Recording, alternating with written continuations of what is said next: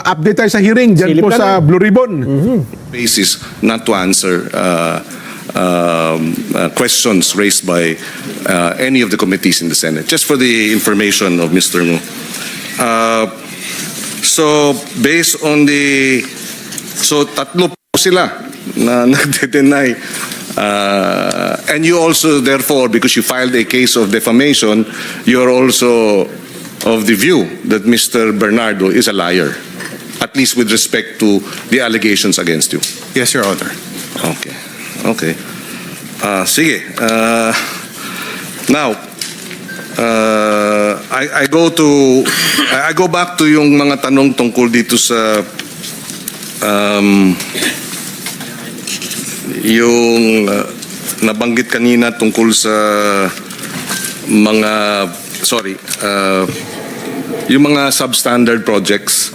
Kasi sinasabi kanina, yung mga discussion ay hindi pala ganun karami ang ghost projects.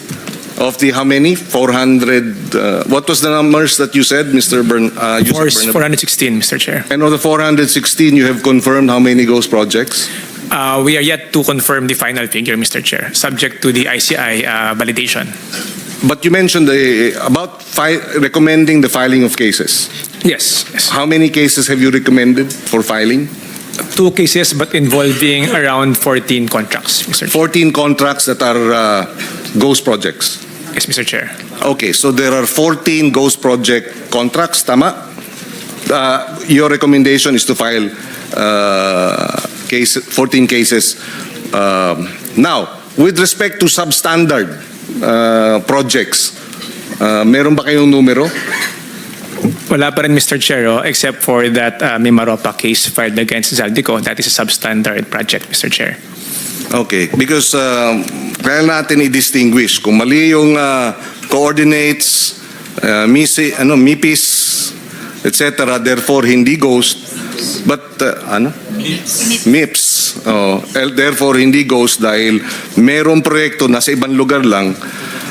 We're also interested to know alin sa mga proyektong inimbestigahan ninyo yung substandard. Dahil doon din, malaking kurakot din ang nangyayari.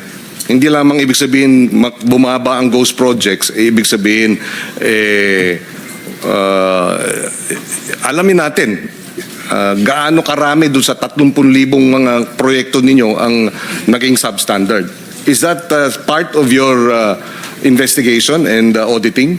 Yes, Mr. Chair. Kaya po, yun po yung subject ng validation.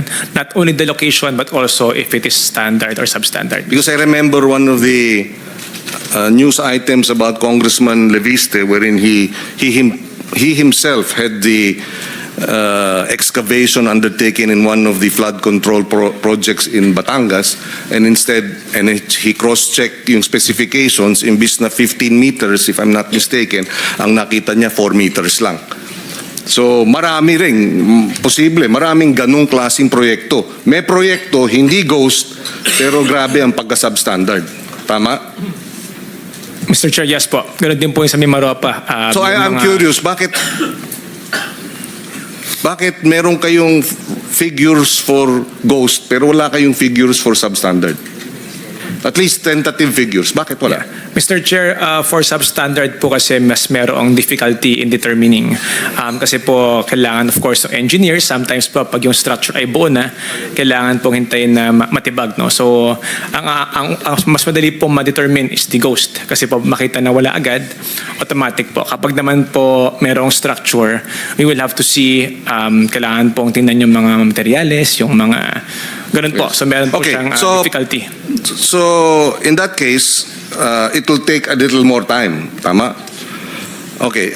On another matter, nabanggit nyo kanina na may mga itong ang tiwangwang na mga proyekto na kailangan tapusin pero wala sa budget. Di ba may liability ang mga contractor na pwede ninyong administratively habulin para tapusin itong mga proyekto? Ginagawa rin yun, di ba? Yes, Mr. Chair. Yes, Diba? Mr. Chair. You go against the performance bonds, right? Yes, Mr. Chair. In fact, we have sent already, we have called on several bans ng mga contractors po on several infrastructure projects. What about the completion of the projects because of substandard or hindi natapos? Kasama din yan sa inyong kontrata, hindi ba? Meron silang pananagutan na pagka hindi kompleto, kulang, tatapusin nila, hindi ba? Within a period, di ba? Mr. Chair, yes po. 1 year po, pwede po i-call yung kanilang check kung meron liability. Kapag naman po yung... Ibig sabihin, by kailan? September, October, 1 year na. Pag lumampas ng 1 year, hindi nyo na pwedeng habulin?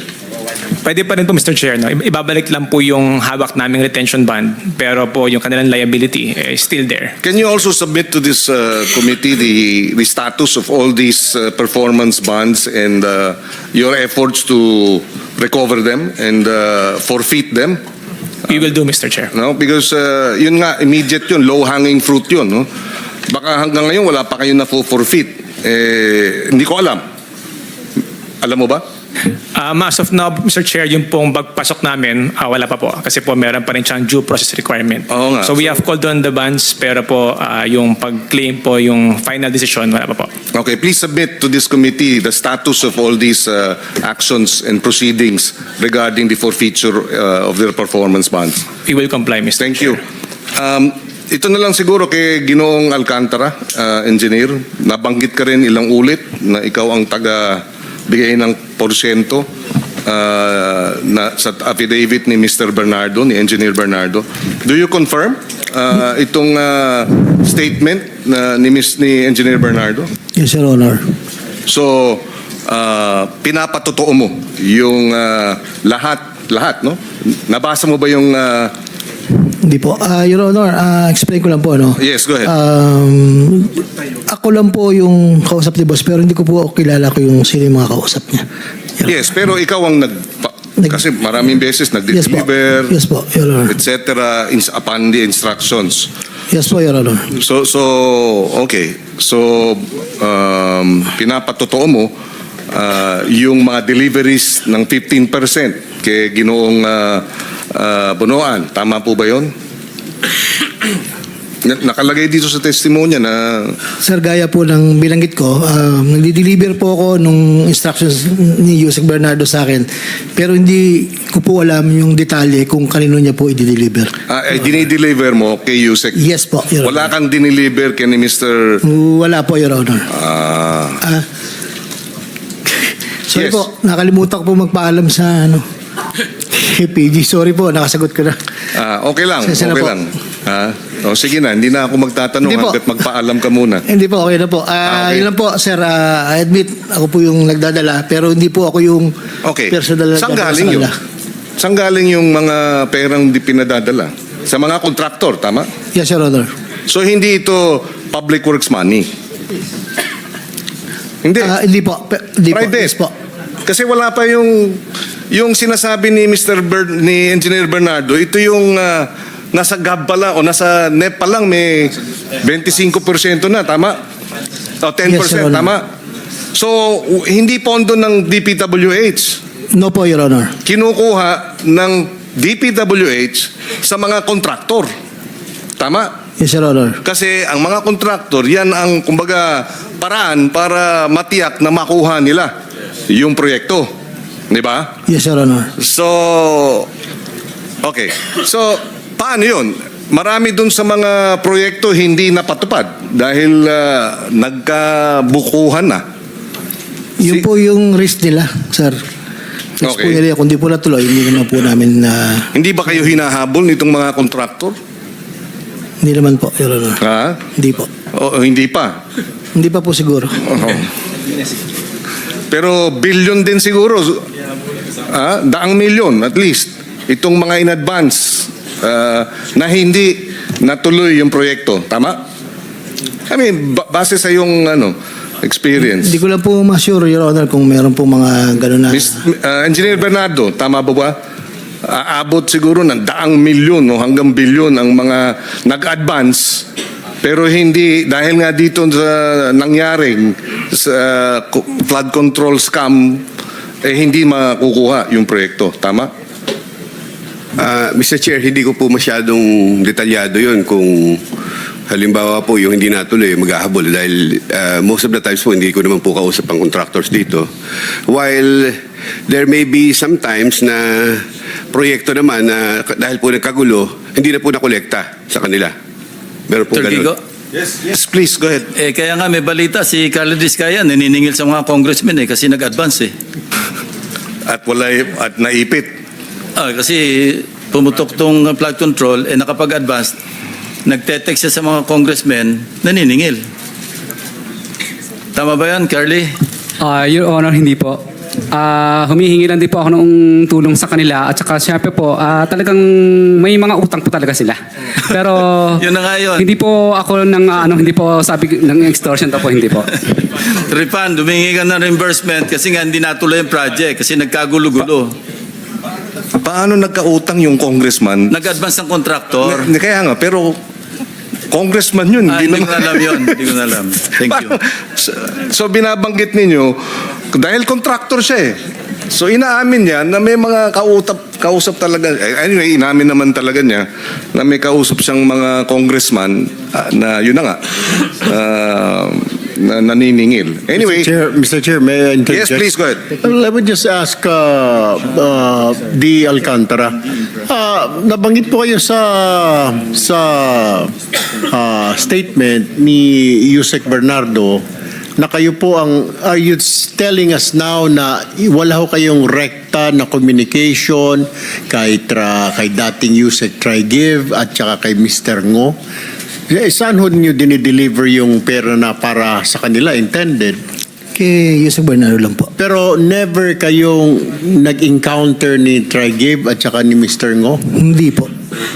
Hindi po sir. Kaya nga, matanong ko lang, saan ho galing yung binibigay nyo kay Yusek Bernardo para allegedly ibigay dito sa dalawa? Sa contractor nga po. Sa contractor. Yes po. So hindi ikaw mismo ang nag-aabot sa dalawang Ay, yan. hindi po, Your Honor. Hindi po. Pero kilala mo sila? Si Yusek Olaybar po. Kilala ko po siya dahil nung DepEd inspection po ni Pangulo. Aha. What about nakita si po kami. Mr. Ngo? Hindi ko po kilala, Your Honor. So nanatol sir ha, kasi base dun sa statement, hindi direkta na inaabot ninyo ang pera dun kay Mr. Olaybar at kay Mr. Ngo. Yes, Your Honor. So dumadaan kay Yusek Bernardo. Yes, Your Honor. Ayun. And then galing po ito sa contractor. Ilang contractors po ito? Are we talking? Depende po sir sa bumaba pong listing. May listing naman po kaming sinasabit. Kung bawa po kung ang listing ay 2 po, depende po sa contractor kung sino yung kayang mag-risk. Kasi pera po nila i-advance. Hindi mo na inaalam para kanino yung i-deliver mo kay former Yusek. Hindi na po, Your Honor. Ayun. Thank you, Mr. Chair. Thank you, Senator Pangilinan. Mr. Bernardo, ano naman ang masasabi niyo dun sa naging testimonya rin ni Mr. Ngo denying what you alleged? Mr. Chair, uulitin ko po, nakalagay po sa affidavit kito at tatayuan ko po ito. At ako po ay permis doon sa aking affidavit na nangyari po ang lahat ng diniklara ko dito. Okay. I have no further questions. On that point, Mr. Chairman, if you don't mind. Well, the public are listening. We have two resource persons who are saying that Yusek Bernardo is lying. But Yusek Bernardo is a state witness now. Because he has already been evaluated and included in the witness protection program. Is that right? That is correct, Mr. Chair. All right. And just one point on the substandard that you mentioned earlier, Senator Pangilinan, Mr. Chairman. Itong mga madali makita nyo yung ghost. This is addressed to the DPWH. Kita na eh. So madaling ayusin, madaling kasuhan. Okay. Ang sinasabi ninyo ngayon, medyo natatagalan kayo sa substandard, di ba? Pagka ganon, kailangan pang patunayan eh. Meron pang ano yan, yung quality nung project, ano? So in the meantime, I suggest that what you do is that you either ask the pickup, or if you can do it, automatically suspend, blacklist, or ban the contractor. The contractors of those projects, of those substandard projects. Automatic, ganun po kagad siguro. Dahil matatagal na kayo sa investigation pag substandard, sabi nyo nga, hindi po ba? Yes, Mr. Chair, no, once po makita namin or ma-prove po namin agad na substandard yung project, we will already take all the actions available to us, all the remedies available to us, Mr. Chair. Thank you, Mr. Chairman. Mr. Chair, can I just also correct my earlier statement doon po sa number of ghost projects? No? Ang pending po na nasampahan na namin ng kaso are 4. And then we will await po yung ICI validation on the remaining. Thank you, Mr. Chair. Saan yung 4? Sorry. All in Bulacan po. Okay. Thank you, Mr. Chairman. Senator Bam Aquino is recognized. Maraming salamat, Mr. Chairman. My first set of questions tungkol po dun sa coordinates, no? Let me ask you, Sec Bernabe. So you're confirming na yung first set of coordinates merong mali, correct? Yes, Mr. Chair. Yes. And that created or that led to 421 projects na nilista natin na ghost or substandard. Correct? Yes, correct. Ayun, ang pinaka-latest na dyan po sa pagdinig sa Senado, Blue Ribbon. Yes. Nagtaka lang ako doon. Aminado pala yung DPWH. Mas madaling matukoy yung ghost flood control projects kaysa sa substandard. Oo, tama. Pero ang mga naunang nakulong, yung mga Substandard. nasangkot sa substandard, hindi yung mga nasangkot sa ghost flood control projects. Ayun nga. Yun nga Diba? ang malaking... Napakalaking napapakamo tayo sa ulo. Eh, no?